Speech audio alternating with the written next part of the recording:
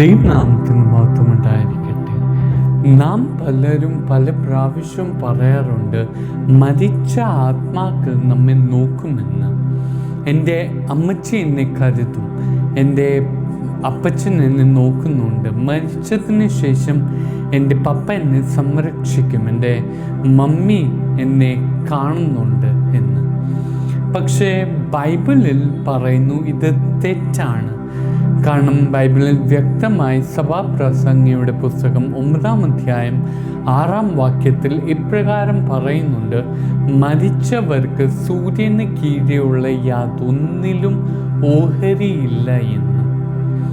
അപ്പോൾ നമ്മുടെ ജീവിതത്തിന് ദൈവത്തിന് മാത്രമേ അവകാശമുള്ളൂ.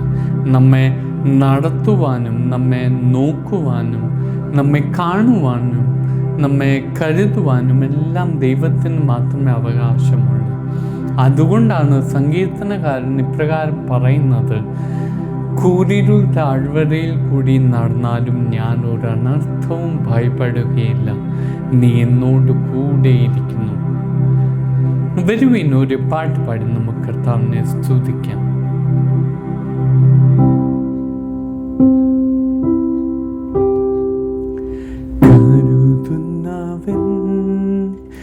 ഞാനല്ലയോ കലങ്ങുന്നതെന്തിനു നീ,